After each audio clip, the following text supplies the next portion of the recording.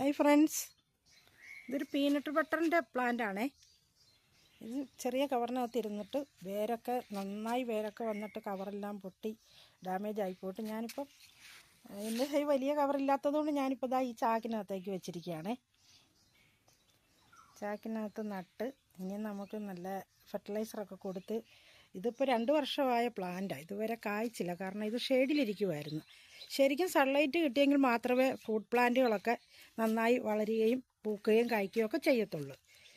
ഇപ്പം ഞാനിത് നല്ല വെയിലുള്ളിടത്താണ് കൊണ്ട് വെച്ചിരിക്കുന്നത്. ഇവിടെ ഇതുവരെ മഴയായിരുന്നു, ഇപ്പോഴാണ് മഴയൊന്ന് മാറിയത്.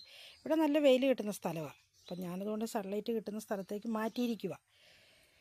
നമുക്കതിന് നോക്കാം ഇപ്രാവശ്യം ഇത് കായ്ക്കുമോ ഇല്ലയോ നോക്കാം. ഇപ്പോൾ തൽക്കാലം ഞാൻ നൈട്രജൻ വളങ്ങൾ മാത്രമേ കൊടുത്തിട്ടുള്ളൂ. ചാണകപ്പൊടിയും ഒക്കെ ഇട്ട് കൊടുത്തിട്ടുണ്ട്. പിന്നെ കരിയില കമ്പോസ്റ്റൊക്കെയാണ് ഇട്ട് കൊടുത്തിരിക്കുന്നത്. അതിനകത്തൊന്നും വലിയ വളം ഒന്നുമില്ല, നൈട്രജൻ കണ്ടൻ്റ് ഉണ്ട്, അത്രയേ ഉള്ളൂ. ഇനി നല്ല സെക്കൻഡറി മൂലകങ്ങളൊക്കെ കൊടുത്ത് നല്ല ഫെർട്ടിലൈസറൊക്കെ കൊടുത്തിട്ട് പൊട്ടാഷ് അടങ്ങിയ വളങ്ങളൊക്കെ കൊടുക്കണം. ഞാൻ ജൈവവളങ്ങൾ മാത്രമേ കൊടുക്കാറുള്ളൂ, രാസവളത്തിൻ്റെ പരിപാടിയൊന്നും നമ്മൾ ചെയ്യാറില്ല. നമുക്ക് ഈ ഫ്രൂട്ട് ഉണ്ടായിട്ട് കഴിക്കണം, അല്ലെങ്കിൽ നമുക്കൊരു കസ്റ്റമറിന് കൊടുത്താലും അവർക്കും ഒരു രോഗങ്ങൾ വരാതെ അവർ നന്നായി അത് കഴിക്കണമല്ലോ. അപ്പോൾ അതുകൊണ്ട് നമ്മൾ ആർക്കും രോഗം വരാൻ പാടില്ല. മനുഷ്യരെല്ലാവരും നന്നായി കിടക്കണം, എങ്കിൽ മാത്രമേ നമുക്കും അതിൻ്റെ ഗുണം വരത്തുള്ളൂ. ഇത് നമ്മുടെ ഇഞ്ചിയാണ്, ടബിൽ വെച്ചിരിക്കുന്ന ഇഞ്ചിയാണ്. ഇത് മഞ്ഞൾ, ഇതൊക്കെ ഞാൻ ചാക്കിൽ നട്ടതാണ്. ഇതൊക്കെ മഞ്ഞൾ, ഇത് ഇഞ്ചികളാണ്. ഇതെല്ലാം ഇഞ്ചിയാണ്, ഇഞ്ചി കൃഷി. മഞ്ഞളൊക്കെ പോയല്ലോ, മഞ്ഞൾ കൃഷിയല്ല ഇപ്രാവശ്യത്തെ. ഇത് നമ്മുടെ മധുരക്കിഴങ്ങ്, അതും ടബിൽ വെച്ചിരിക്കുകയാണ്. ഇവിടെ കീടശല്യം കൂടുതലാണ്, കണ്ടോ, ലീഫെല്ലാം കണ്ടോ, അരിപ്പ പോലെയായി. പിന്നെ നമ്മുടെ മഞ്ഞളെല്ലാം പോയി. ഇനിയിപ്പം മഞ്ഞൾ ഒന്നും ഫോക്കസ് ചെയ്യുന്നില്ല ഞാൻ. ഇനി നമുക്ക് അതിലോട്ട് ഫോക്കസ് ചെയ്യാൻ പറ്റുന്നില്ല. നമ്മൾ മാനസികമായിട്ട് വിഷമമായിപ്പോയി. എല്ലാം പോയില്ലേ, തകർന്നു പോയില്ലേ. എല്ലാം മരം വെട്ടി നമ്മളെ ഒന്ന് അറിയിക്കാമായിരുന്നു, നമുക്കൊന്ന് നീക്കി വെക്കാനുള്ള ടൈം തരാമായിരുന്നു. അത് ചെയ്തില്ല. ഇതാ കണ്ടോ, മരങ്ങൾ വെട്ടി അതിൻ്റെ ചില്ലകളെല്ലാം ഇപ്പോഴും ഇവിടെ എല്ലാം കിടക്കുക. അതൊക്കെ ഇനിയും ലെവൽ ചെയ്യണമെന്നുണ്ടെങ്കിൽ നല്ല പണിയാണ്. ഞാനിതും ചെയ്ത് ഇവിടെ നിന്നാൽ മതിയോ? ഞാൻ ഭയങ്കര കഷ്ടപ്പാടാണ്. നമ്മളെ സഹായിക്കാൻ ആരുമില്ല. വീട്ടുകാരാണെങ്കിലും വന്ന് ഇതെല്ലാം ഒന്ന് ലെവൽ ചെയ്യുകയോ അങ്ങനെയുള്ള പരിപാടിയൊന്നും ചെയ്യുന്നില്ല. അപ്പം നമ്മളിവിടെ കിടന്ന് കഷ്ടപ്പെടുക എന്നല്ലാതെ നമുക്ക് വരുമാനവും കാര്യങ്ങളും ഇല്ല. മകൾ പഠിക്കുന്നു, ഞാനങ്ങനെ വളരെ പ്രയാസത്തിലൊക്കെയാണ്. വീട്ടുവാടകയൊക്കെ കൊടുക്കണ്ടേ.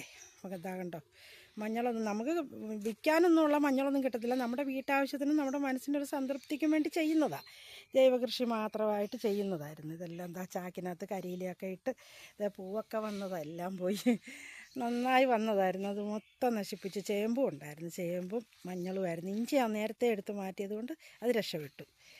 അതുകൊണ്ട് ഞാൻ വളരെയധികം വിഷമത്തിലാണ്. നമ്മളിപ്പം ഇതിനിപ്പോൾ ഇത് ഞാൻ ഫോക്കസ് ചെയ്യത്തില്ല. ഞാനിയും ഇത് അടുത്ത വർഷം നല്ല രീതിയിൽ ചെയ്യാനുള്ളൊരു മനസ്സിലൊരു ആഗ്രഹമുണ്ട്. അവിടെ തമ്പുരാൻ സാധിപ്പിച്ച് തരട്ടെ. എല്ലാം പടച്ചവനിൽ അർപ്പിച്ച് നമ്മൾ ജീവിക്കുക. എല്ലാം തമ്പുരാനല്ലേ നടത്തി തരുന്നത്. കുറച്ച് സാധനങ്ങളൊക്കെ അങ്ങോട്ട് നീക്കി വെച്ച് അതുകൂടി അവർ നശിപ്പിച്ച് കളഞ്ഞെന്നുള്ളതാണ്. അതിൻ്റെ മണ്ടയ്ക്കോട്ടും കൊണ്ടുപോയി ഇതെല്ലാം കൂടെ വെട്ടിയെല്ലാം കൊണ്ടങ്ങിട്ടു. അങ്ങനെ നമ്മളെ വിഷമിപ്പിച്ച് കളഞ്ഞു എല്ലാ തരത്തിലും. ഞാൻ കുറച്ച് ഒതുക്കി വെച്ചതാണ്, കുറേ മഞ്ഞളെല്ലാം എടുത്ത് ഇങ്ങോട്ട് ഒതുക്കി വെച്ചിട്ട് അവിടെ പോലും കൊണ്ടുപോയി. ഇത് എന്തുവാന്ന് ഇവരുടെയൊക്കെ ഒരു മാനസികാവസ്ഥ നമുക്ക് മനസ്സിലാകുന്നില്ല. ഇതാ കണ്ട, വല്ലയിടം പോയി ചാക്കൊക്കെ എടുത്തുകൊണ്ട് ഒന്ന് ആലോചിച്ചാൽ, ഞാൻ മറ്റു സ്ഥലങ്ങളിൽ പോയി ചാക്കൊക്കെ കളക്ട് ചെയ്ത് കൊണ്ടുവന്നിട്ട് അതിനകത്ത് പോട്ടിങ്ങൊക്കെ ഉണ്ടാക്കി കരിയിലയൊക്കെ നിറച്ച് അത്രയും കഷ്ടപ്പെട്ടതാണ്. ഇവിടെയാണെങ്കിൽ മണ്ണും ഒന്നും ശരിയല്ല, ലെവൽ ചെയ്യാനൊന്നും ഒക്കത്തില്ല. എല്ലാം ആ വെട്ടിയ മരത്തിൻ്റെ എല്ലാം വേരിപ്പോഴും മണ്ണിൻ്റെ അടിക്ക് നിൽക്കുക. അതൊക്കെ വെട്ടിയിളക്കി എടുക്കണേ നല്ല കഷ്ടപ്പാടാണ്. എന്നെക്കൊണ്ട് അതൊന്നും പറ്റുന്ന കാര്യങ്ങളല്ല. ചെയ്യാം, നമ്മൾ മനസ്സ് വെച്ചെല്ലാം നടക്കും, പക്ഷേ അതിൻ്റെ ആവശ്യമില്ല. പോയത് പോട്ടെ. പോയതിനെ ചൊല്ലി നമ്മളിനിയും കരഞ്ഞിട്ട് കാര്യമില്ലല്ലോ. ഇനി നമുക്കെല്ലാം നന്നാക്കി എടുക്കാൻ നോക്കാം, അല്ലേ? അപ്പോൾ ഇതൊക്കെയാണ് നമ്മുടെ വിശേഷങ്ങൾ. നമ്മുടെ പീനട്ട് ബട്ടർ കാണിക്കാൻ വേണ്ടി വന്ന് ഇത്രയൊക്കെ കാണിച്ചു. ഓക്കെ ഫ്രണ്ട്സ്, നിങ്ങളാണ് എൻ്റെ ഇൻസ്പിറേഷൻ കേട്ടോ, എൻ്റെ പ്രചോദനം എൻ്റെ കൂട്ടുകാരാണ്. Thank you all friends.